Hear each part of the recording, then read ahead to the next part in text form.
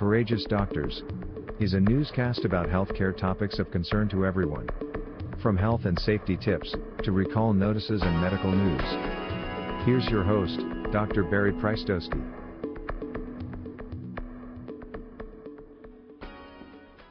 Hello, and welcome back to Courageous Doctors, the new show for you and your doctor. It looks like we're still doing this by phone with the epidemic, but hopefully one day soon we'll be back on television again. With the new show, as usual, we're going to cover some updates on COVID, and then we're going to go over some Obamacare updates, other healthcare news, and health and safety tips. So let's begin. I guess the big news is that yesterday President Trump, he came down with COVID and he's now in the hospital. Our prayers, of course, as with the whole country, are with him. And it's probably a good way to talk about COVID because we can talk about some of the treatments they're trying with him. First of all, before he got to before he left the White House, they injected him with Regeneron, which is one of the antibodies that they're using now. Remember, the antibodies will attach to the virus and prevent it from getting into the cells. Then when he got into the hospital, Walter Reed, they injected him with remdesivir, which is the antiviral that kills the virus within the cells so it can't replicate. They haven't said he needed oxygen. They haven't said if they're going to give him heparin. This virus leads to blood clots. They haven't said if they're going to use plasma, which is people who've recovered and will give you an even bigger antibody boost to kill the virus. They haven't said if they're going to use the blocker of the interleukin-6. That's a chemical that is responsible for one of the body's huge inflammatory responses as the body tries to kill the virus, but it's an overkill. It ends up damaging our body and causing blood clots. So there's a drug to block that response. They haven't said whether they're going to use Decadron. Steroids are anti-inflammatories to quiet the inflammatory response so that we want to kill the virus, but we don't want to hurt the person. So they really haven't said anything more than just giving this initial antibody and giving the remdesivir, which is a drug that kills the virus. So I guess we'll hear more today and tomorrow. Our prayers are with the president, but I thought that would be, a good introduction to discuss some of these treatments of COVID. And let's look at a few other things about our situation with COVID here in New Jersey. As you know, New Jersey's infection rate is low, but it's still pretty scary because most of us, especially, myself, a pediatrician, we have no idea who's going to come in with it. Half the people with the infection, especially children, don't even know they have it. And, so we just take all the precautions. But when you look at the numbers, unlike last spring where we had thousands of people infected and up to 8,000 people in the hospital and over 1,000 people on respirators, now we're seeing less than 500 people in the hospitals, less than 50 on respirators, and we're still getting some deaths, not like before, but we're getting 5 to 10 deaths a day still, and that's pretty scary. And we're still getting 500 to 700 new cases a day being infected. And the R0, which is the factor that shows infectivity spread, it was less than 1 until this past month at the end of the summer, where it's slightly more than 1, which means that it is spreading from person to person, but not at a large rate. So let's hope New Jersey, keeps its guard up, is smart. I certainly am going to be in my office. I'm terrified. I don't want to be like President Trump and go into the hospital. I'm just terrified of that. So back to speaking about President Trump again, not President Trump, but his treatments. What we're hoping for in the office is to get one of those some of those drugs in the office, like the Gilead company that makes remdesivir has said they might give us an inhaled form of the drug, so then we can give it like a Tamiflu in the office, like an asthma treatment.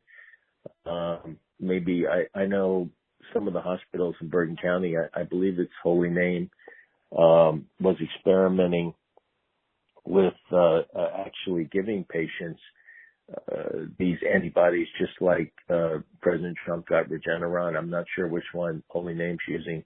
There's several companies out there that have them to bind the virus and prevent it from getting into the cells. And they do that as an outpatient before you get into, even have to go to the hospital. So I'm hoping some of that's going to be available to me in the office soon. I'd also like that quick test. Abbott just came out with that 15-minute test. Very good accuracy. Abbott's a great company. President Trump is sending millions of doses of this test to Governor Murphy. And the governor said the other day he's going to give it out to nursing homes and school nurses, anybody that needs a quick test in essential areas, to let them know if they're sick so they can clear out the cases. But I'd sure like to get that in the office. It's a $5 test, 15 minutes, very, very accurate test. And so these are some wish lists I have on my part that I can begin finally 7 or 8 months into this thing to begin to do something for patients. Let's see. The governor said that he was not going to shut down any schools. He left it up to the different school districts. Most of New Jersey's back on a hybrid approach, at least at the elementary level and high school level, where you go in 1 or 2 days a week in virtual learning. The rest, some, especially the colleges, completely shut down. It's all virtual. The ones that are back 5 days a week, in my own personal experience, it's mostly the parochial schools, but some of those, fortunately, are being very careful, much more than even the public schools, with spreading out the kids and very strict regulations.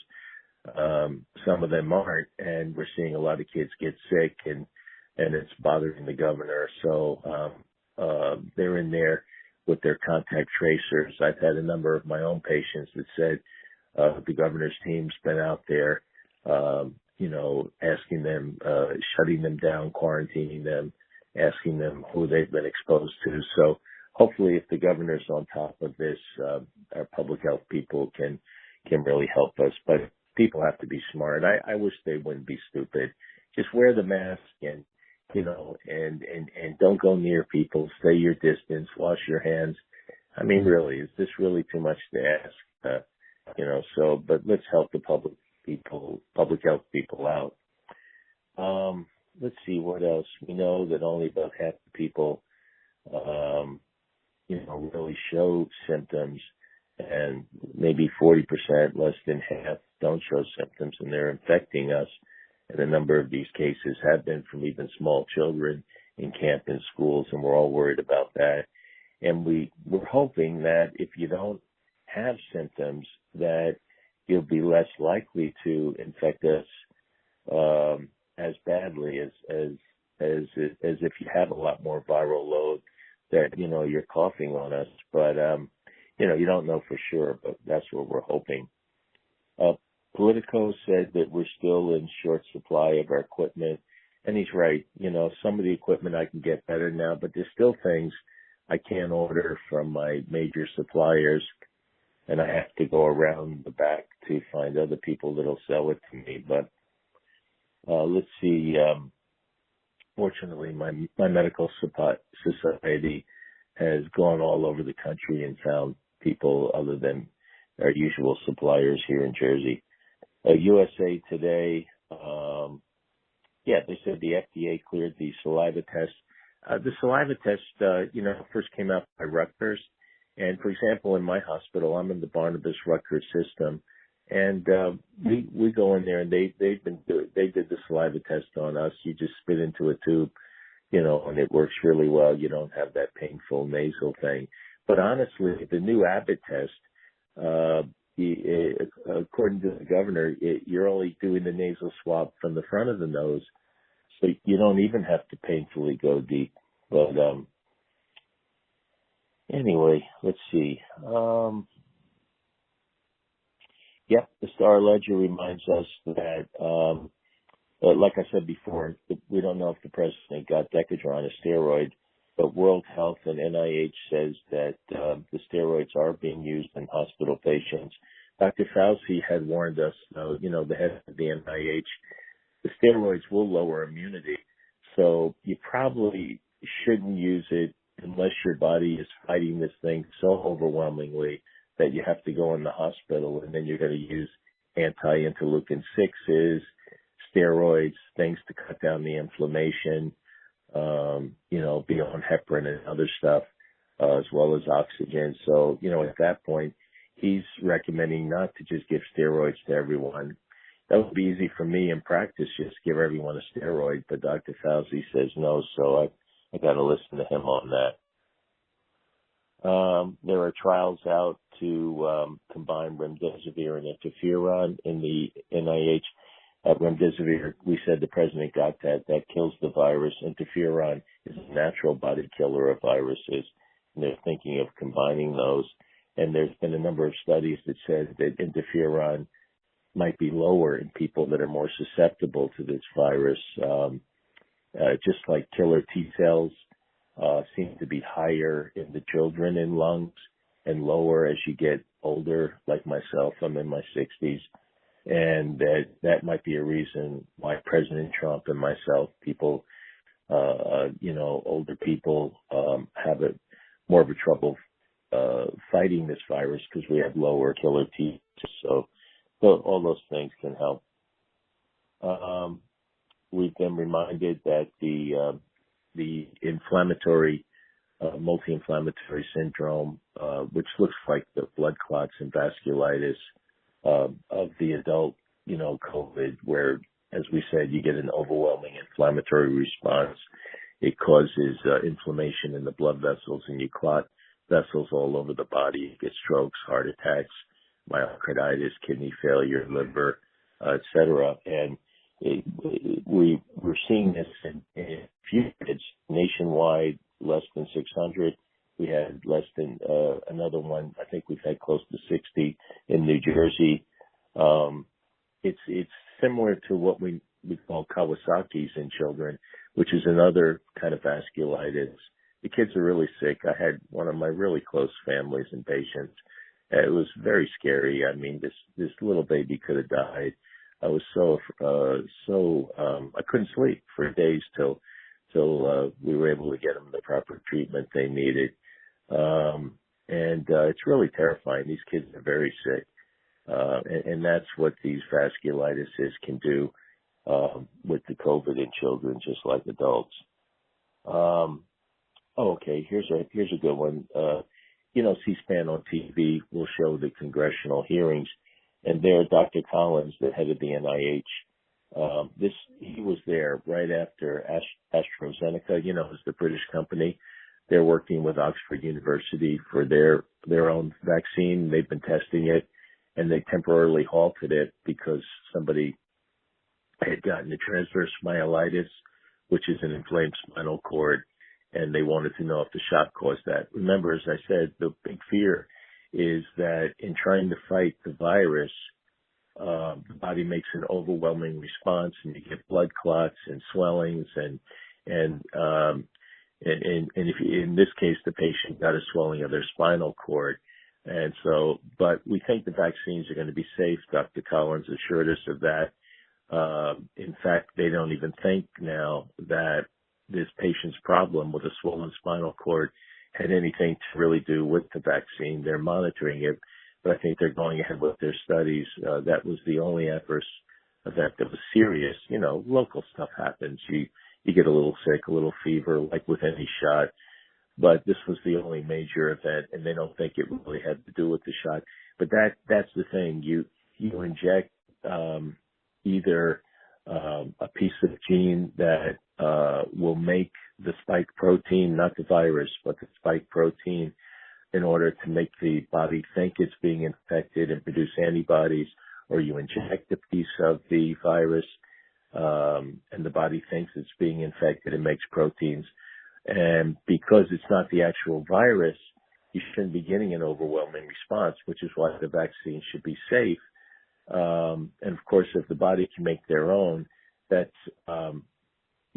would be even better than relying on like President Trump, where he had to get antibodies injected, or a number of patients get plasma injected from people that have recovered to get antibodies. It's better to make your own ahead of time. And these vaccines should be very safe. But Dr. Collins was reassuring us. Don't go away, there's more courageous doctors after these messages. Hi, I'm Ingrid Burke. And I'm Gina Unger. Gina has known Dr. Berry in a professional and personal capacity for many years, and we are thrilled to be in his building. We are psychotherapists, and we offer mental health counseling for ages 12 and up. We do individual, couples, and family counseling. We're also excited to say that we have groups that we have for teenage boys and girls, for social skills, anger management, and self-esteem building. If you need to reach us, check us out at lifeworksnj.com. Our phone numbers are also listed on that website if you'd like to contact us. Thank you. Thank you. Wax Den is a full-body unisex studio. We specialize in hard wax, which is gentler on the skin. We do all types of waxing from head to toe. You can come in with your friends, so you have the moral support. We have hors d'oeuvres. You do have to have a minimum of 8 people for that party, and you would schedule that. Everybody's looking for a hand to hold and then someone to share the experience with, so you can look that up on our website. We have prenatal waxing. We take a little bit more time with the new moms, and a lot of people will schedule that once they hit their second trimester.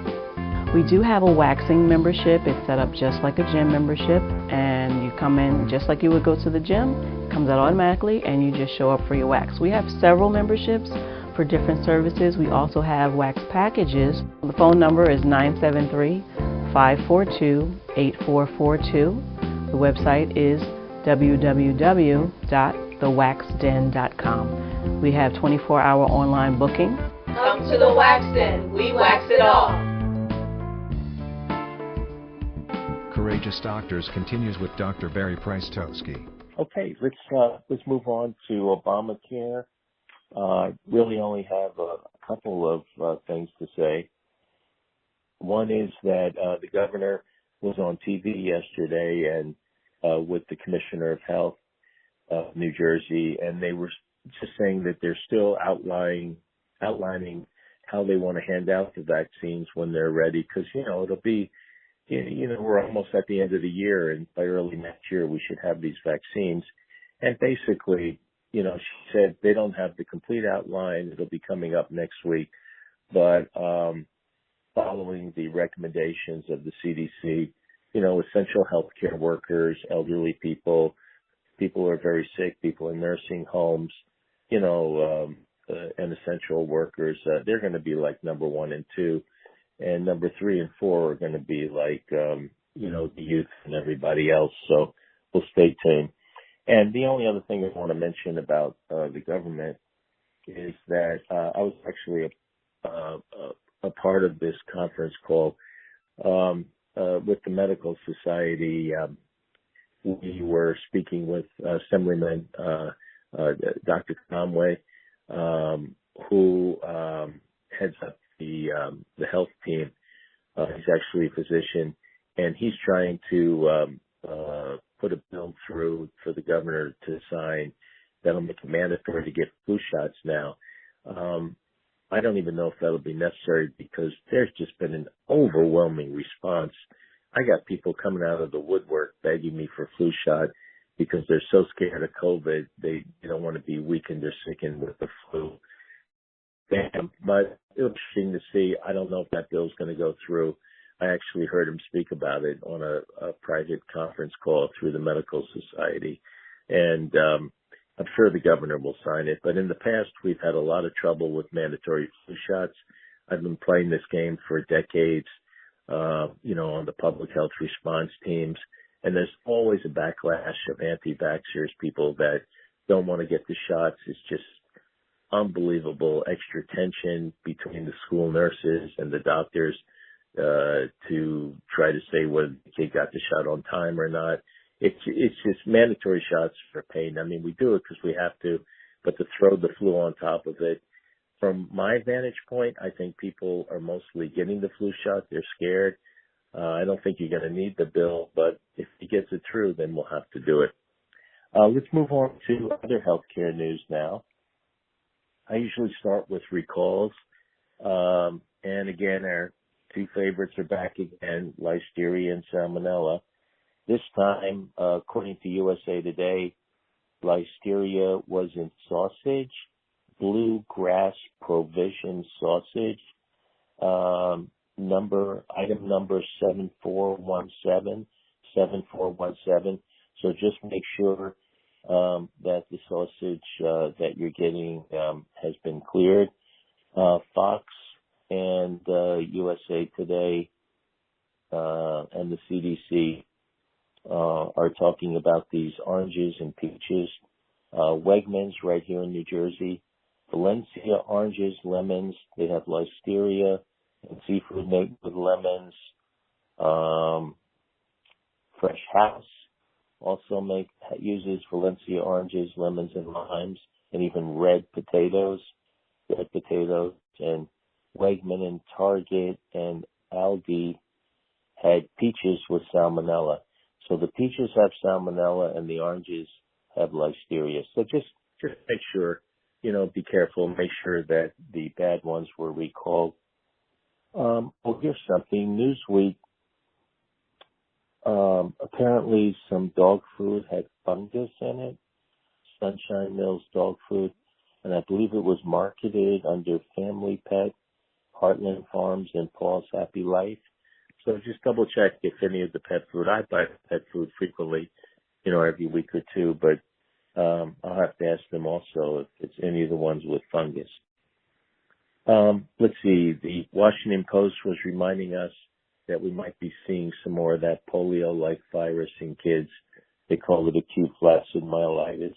It's probably some kind of similar to the summertime Echo or Coxsackie viruses.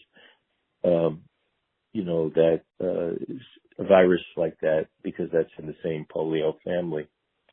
Star Ledger's reminding us that we're still seeing tick and mosquito illnesses, and CNN mentioned that Florida is using a genetically engineered mosquito so that when the mosquitoes mate, they're sterile and they die as a way of getting rid of the mosquitoes. But, there's the tick diseases with the Lyme and the Powissons and Rocky Mountain spotted fevers and things like that, and the mosquitoes with the West Nile virus, Eastern equine encephalitis, which has been up, in New York, Connecticut, Rhode Island. So to be careful with that stuff. Okay. Newsweek. Oh boy. The rodents that still have that endemic plague. The plague, same really deadly plague. You probably appreciate this more now. Over, from the mid 1300s up through the 1800s, the plague would have these huge epidemics and wipe out half of Europe, and we probably couldn't really put our hand on it. But now with COVID, we can understand what it's like when you have 200,000 people in America dying within 6 months. You can understand what it was like when a plague went through Europe. But that plague is still here endemically in the fleas of rodents. And Newsweek tells us that a guy in New Mexico died from it. Our medical association, the AMA, has a journal, and it said something that was alarming, that the government recalled an over-the-counter drug, one of those male enhancement drugs, the sildenafils. Sildenafil is actually a vasodilator. I have a patient on it for lung vasodilatation. It's a drug that opens up blood vessels, but it's also used for male enhancement. And apparently a diabetic drug got put inside it. So the guy took the drug, his sugar dropped where he almost died and had seizures. So you just got to be careful what you're buying over the counter. This is interesting. Psych Central, they found a drug that might help with Alzheimer's. You know how we're talking about the antibodies that are blocking receptors like in COVID to stop the virus from getting in? This is a antibody that stops the nerve from being destroyed. This TREM2 receptor, the nerve that then builds up this amyloid, this degenerative plaque that destroys the nerve cells and causes Alzheimer's, loss of memory, and they're trying to block that from happening. Okay, let's move on to the last part of the show. This is a fairly quick news show. We'll talk about some health and safety tips, not too many. The big one is there's still a recall on those hand sanitizers. Remember that soap and water and alcohol work really well. In the office, we just take regular alcohol and wipe everything down between patients. We're pretty careful. Soap and water works really well. But the sanitizers have a high content of alcohol, but it's supposed to be ethyl alcohol. The problem is that mainly from Mexico, but some U.S. plants also had by mistake put methanol instead of ethanol. The methanol is poisonous. It gets in your skin and your blood, and it kills you and causes seizures and shuts your organs down. You basically die from it, and at the very least, you're going to get horrible reactions to it. So you just be really careful. You're using a sanitizer, a hand sanitizer that you trust and know, and not one of these other ones that had poisons in them. The CNN has changed. The FDA has now changed the level of acceptable arsenic in baby cereal to 100 parts per billion. This really refers to the rice cereal. It's interesting because the Academy of Pediatrics is telling me that I should really steer babies more towards barley and oats. Wheat we usually give later in the year, but barley, oats rather than rice. Rice was always the first cereal because it was the least allergic, unless the baby got constipated and had other problems. But the rice is grown in dirt that has arsenic, and there's a natural amount of arsenic in the dirt. And even though most of the rice baby cereal still is safe because it has an acceptable level, it's like the parents really want to poison their newborn babies with arsenic. So the Academy is telling us that, it's probably safe to use the rice cereal, but if you can, use barley or oats. So that's what that's about. Oh, this is very disturbing. Fox News broke the story on this Benadryl challenge. I just can't. I don't know what kids are into. I remember a couple decades ago they were all choking themselves to death, and now they're into poisoning themselves with Benadryl. It's like they're always coming up with some stupid game. I don't know. I guess you would think they have enough. Even though they're not in school, they have plenty of work to do on their computers trying to do virtual learning, and you would think they're not out with each other enough. Maybe they do this game over the phone. I don't know. But they're challenging each other to take as much Benadryl until you can almost die. So I don't know. I will never understand stupidity. But okay, let's talk about some more fun stuff actually, and helpful and fun at the same time. I'm in the Medical Reserve Corps, and I'm always being trained in this, but CNN did a really nice thing on how to put together an emergency go pack. Whether it's a fire and you have to evacuate, whether there's a flood or a hurricane or something, or whether you have a power outage, for any particular reason, you need something that has all your essentials together. And of course, I train in this stuff with my Reserve Corps people, and public health train me. But let's go over it. I think you'll find it interesting. They suggest to have a gallon of water every day for every person, including pets. And that's a lot of gallon. You know, you get those like gallon jugs. I have a whole closet full of them. I mean, just because even though it's just for me, it really, you need a lot of storage. And if you're planning on at least 3 to 4 days and one of these jugs per person, and that's not for drinking, that's for bathing and brushing your teeth and stuff. You know, drinking water I think is even separate, but I have a gallon of this. You know, it takes a lot of water to flush a toilet or shower or something. So that was interesting. To have 3 days of non-perishable food, and they said don't forget formula and pet food. You know, I used to have when this first came out after 9/11, I had things set up in my office with cabinets showing all this stuff, but you know, since then the staffs took it down. But I'm really glad CNN's bringing it up. Yeah, because people forget about baby formula, they forget about pet food. How about all your medicines, you know, that you have to take, a first aid kit? They suggest having a crank-up radio, an old-fashioned wind-up the radio or put a battery in it.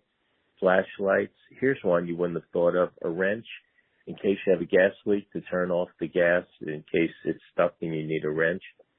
Have some cash. I don't know where you get this one, a solar cell phone charger. I've never seen that. Some kind of army knife with a lot of different gadgets on it. Of course, your sanitizers, gloves, masks. Don't forget a blanket. I remember once in my training, the sheriff was showing me his go kit, and he said, "A blanket. You might be stuck out in your car and it's cold." You know, something simple like that. For the kids, things to calm them down, like their stuffed animals, their little blankie, their books, their tablets. Don't forget your glasses and some of the important things like, you know, an insurance card, a passport, birth certificate, stuff like that.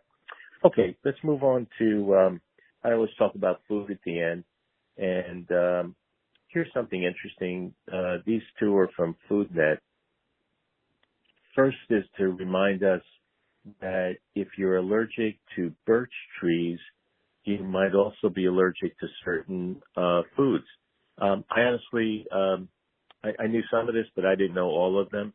For example, birch tree allergy, you might be allergic to apples, peaches, plums, pears, cherries, carrots, and almonds and hazelnut.